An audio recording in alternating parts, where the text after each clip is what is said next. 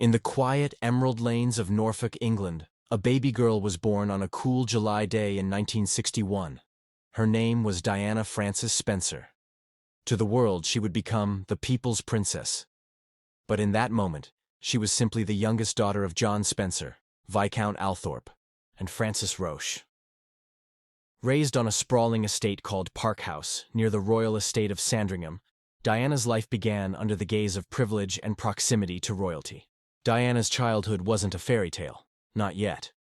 While the ivy-clad mansions and manicured gardens suggested comfort, inside the walls of her home was a different story. Her parents' marriage grew cold, and when Diana was just 6 years old, her mother left.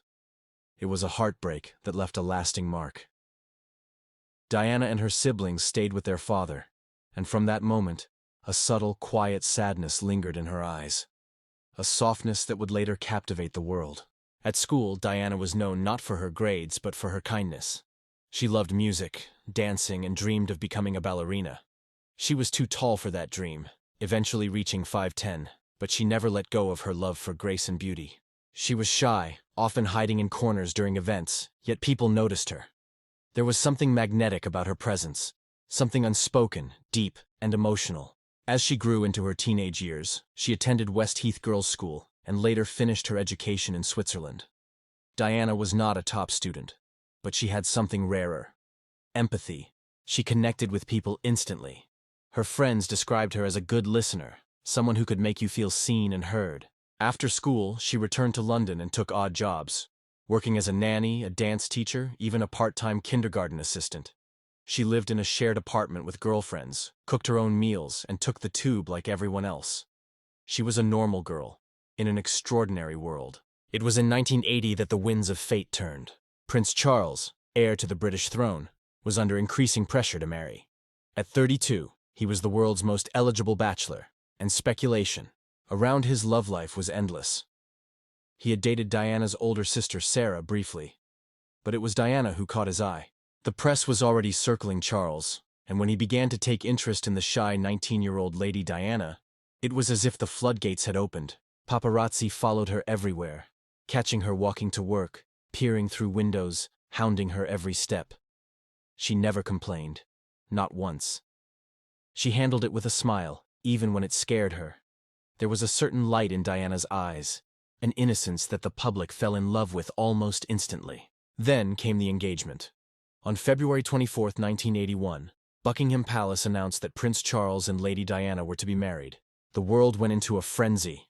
She was only 19, he was 32, but the fairy tale was too beautiful to question. On July 29, 1981, nearly 1 billion people around the world watched the royal wedding. Diana, in a billowing ivory silk gown adorned with 10,000 pearls and a 25-foot train, stepped into St. Paul's Cathedral. As she walked down the aisle, nervous but radiant, the world seemed to pause. Here was the girl who once dreamed of being a ballerina, becoming a real-life princess. She said, "I do," and the world cheered.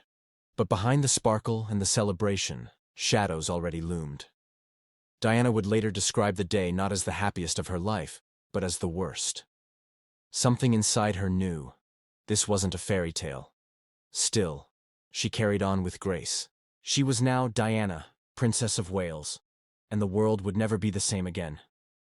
As Princess of Wales, Diana stepped into a world where every move, every smile, every word was watched, analyzed, and judged, not just by the British public, but by people all over the world.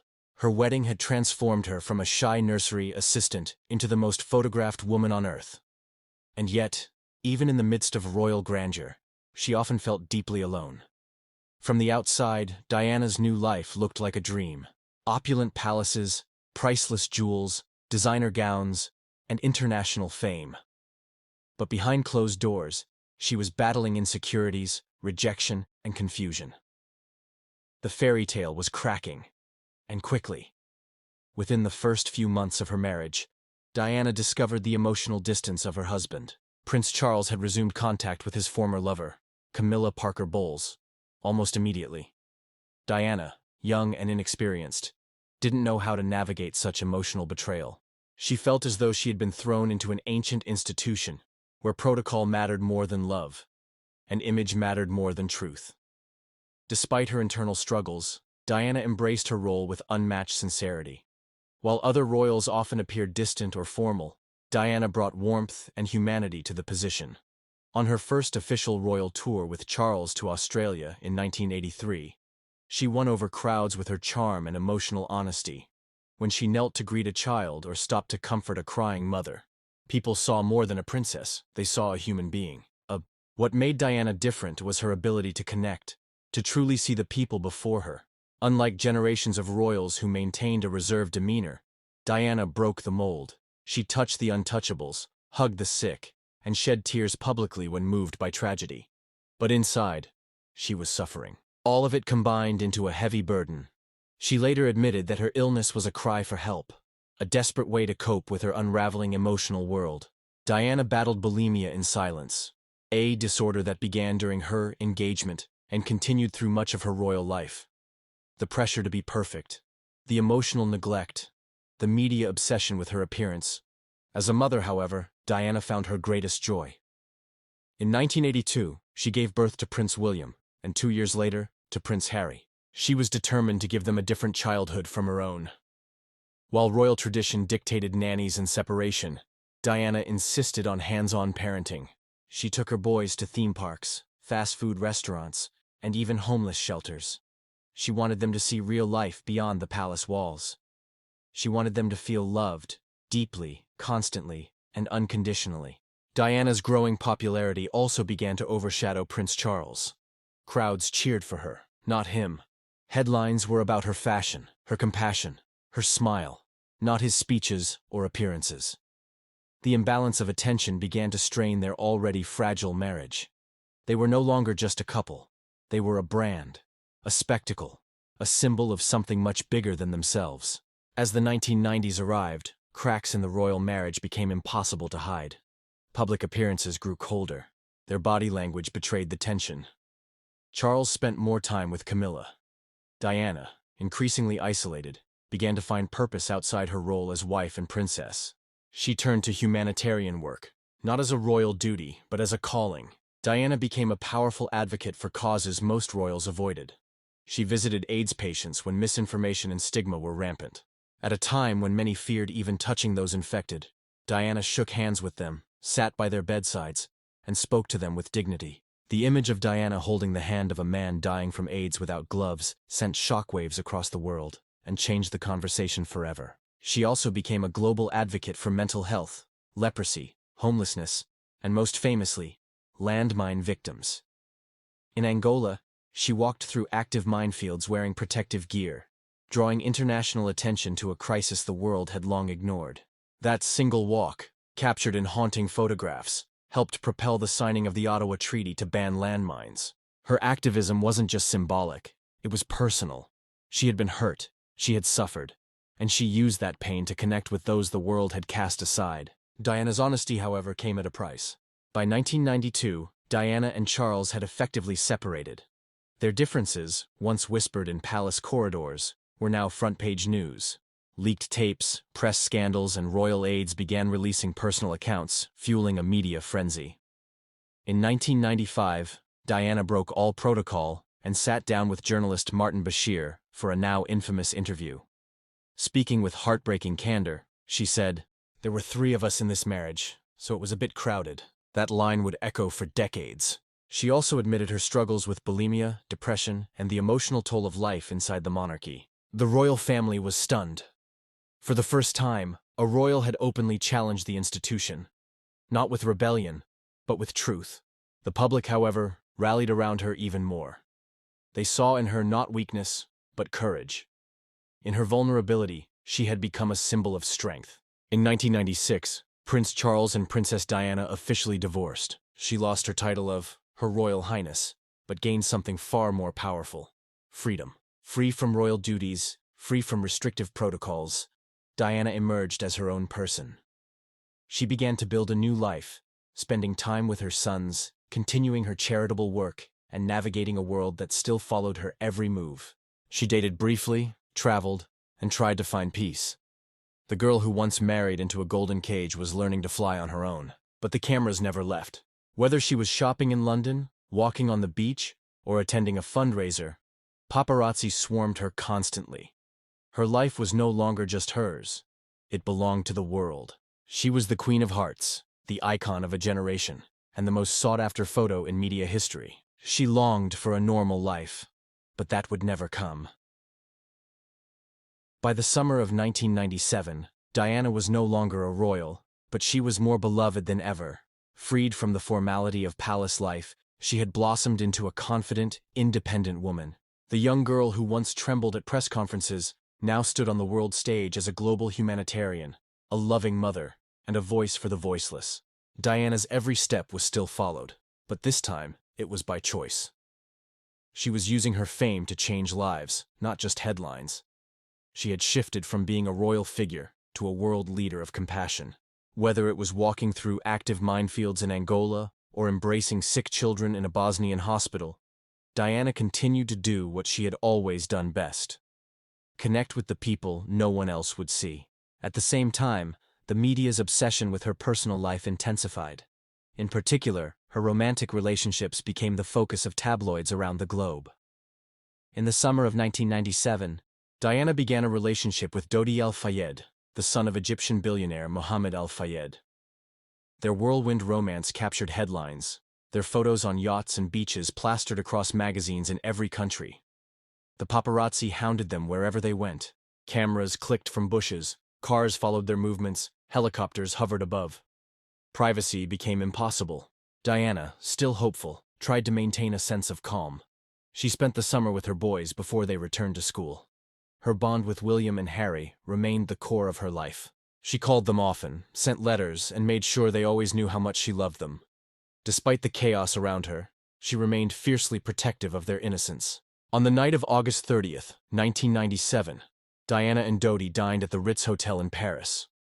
Knowing the paparazzi were outside in massive numbers, they decided to leave through the back entrance. Their plan: a short car ride to a private apartment. They entered a black Mercedes-Benz S280, with Henri Paul, the deputy head of security at the Ritz, driving, and bodyguard Trevor Rees-Jones in the front passenger seat. Just minutes after midnight, the car entered the Pont de l'Alma tunnel. They were being chased. A swarm of paparazzi on motorcycles and in cars pursued them, snapping photos through the windows, some riding dangerously close to the vehicle. As the car sped up, trying to lose the relentless crowd, Henri Paul lost control. The Mercedes crashed violently into a concrete pillar inside the tunnel. The world changed in that moment. Dodi Al Fayed died at the scene. Henri Paul was declared dead shortly after. Diana was found alive but critically injured. Paramedics tried to stabilize her at the scene before rushing her to the Pitié-Salpêtrière hospital. For over 2 hours, surgeons fought to save her life. At 4 a.m. on August 31st, 1997, Princess Diana was pronounced dead. She was 36 years old. The news sent shockwaves across the globe. People cried openly in the streets. Radio stations switched to classical music. Newscasters spoke in hushed tones. Thousands gathered outside Kensington Palace, leaving flowers, notes, and candles. Within days, the sea of floral tributes stretched for blocks. Grown men wept. Children knelt. Tourists and Londoners alike stood in silence, as if mourning a family member. For many, it wasn't just the death of a princess. It was the loss of a symbol. Diana had represented so much: hope, kindness, resilience. Her vulnerability had given others strength. Her honesty had made people feel less alone. The royal family, however, struggled to respond. They had retreated to Balmoral Castle in Scotland with William and Harry, shielding them from the media storm. But the public grew restless.